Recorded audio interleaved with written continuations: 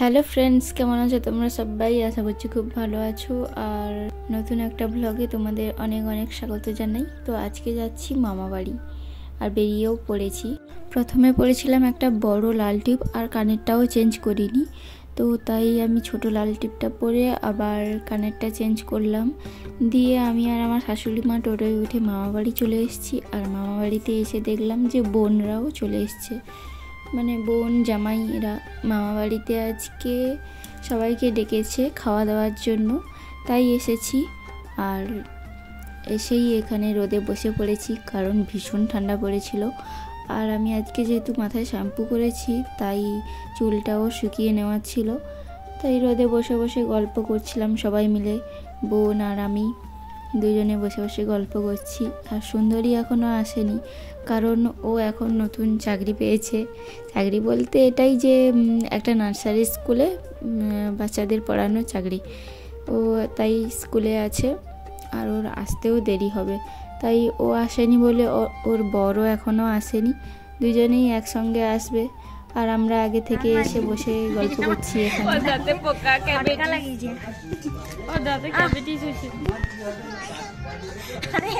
আমার ঠান্ডা লেগে না কানে লাগে রে, শুধু কিছু খেলে। তুমি দাঁত মাজে না, তুমি নুন দিয়ে দাঁত মাজবে। ওর কলগেটে নুন নেই, কলগেটে নুন নেই। তোমার দাঁতে কি ক্যাভিটি? কি করতে হবে? তোমার কলগেটে নুন নেই, তাহলে একটু কলগেট দেওয়া যায়। আমি দেবো নুন দিয়া ছাই দিয়া দাঁত মাজবি।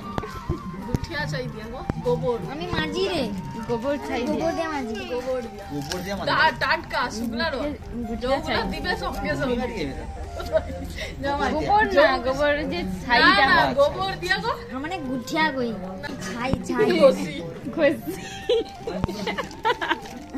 মাথা দিয়া ঘষি না কি করে দাঁত মাজি। আগেকার যুগে ছাইতে দান মাঝে মুখ তুলবে তো না, মাঝে মাঝে মাঝে দাঁত মাজতে নেই কেন?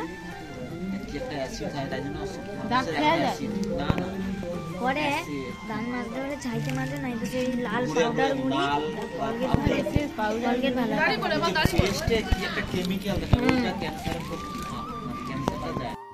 তো বোনের ঠান্ডা লেগে দাঁতের মাড়ি ফুলে গেছে, তাই ও কিছু চেবালে ওর দাঁতের মাড়িতে লাগছে, ব্যথা করছে। তাই এটা নিয়ে আমরা সবাই হাসাহাসি করছিলাম, একটু মজা করছিলাম।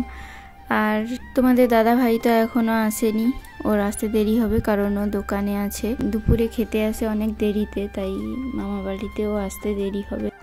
আর আমরাও এসেছি অনেকটা দেরি করে, প্রায় 11:30টার দিকে এসেছিলাম। তাই এরপর খাওয়া দাওয়া করব। তো দেখো সুন্দরী চলে এসছে স্কুল থেকে, ওকে আগে নিয়ে চলে এসছে 2টোর সময়। গেটু ভাই গিয়েছিল আনতে, তো চলে এসছে। আর ওর বড় চলে এসছে। সুন্দরী যে এখন এলো মামা বাড়ি, কারণ ও বাচ্চা মানুষ করতে গেছিল। বাচ্চা মানুষ করার ডিউটি পেয়েছি ও, চাকরি এটা বাচ্চা মানুষ করা সমান, এটা সব থেকে বড়। বাবা ম্যাডাম হয়েছে, ম্যাডাম। আমি নতুন চাকরি পেয়েছি, এই জন্য বৌদি সবাইকে খাওয়াচ্ছে। আগে আমি খেলছি। আমার জন্য একটু দাঁড়ায়নি।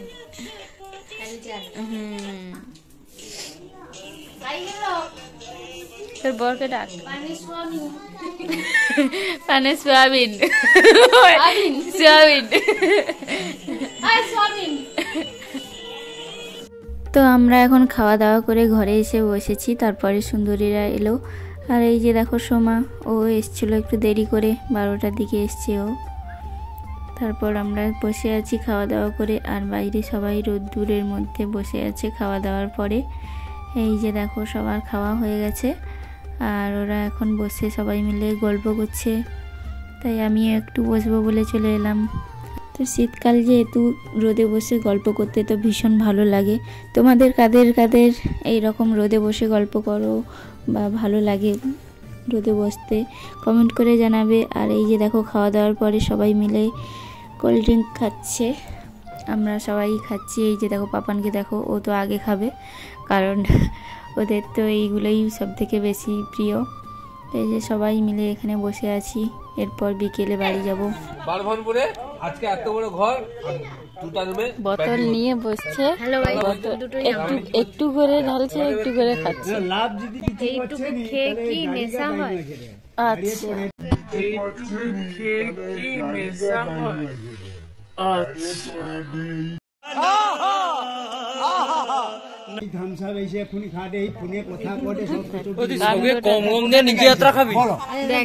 শেষ হয়ে যায় রে, সে আবার গড়ি খেয়ে নেয়। তো খাওয়া দাওয়া করলাম আর সবার সঙ্গে দেখা হলো। এবার বাড়ি যাওয়ার পালা, তাই সবাই এই যে বেরিয়ে পড়েছি একদম বাড়ি যাওয়ার জন্য রেডি সবাই।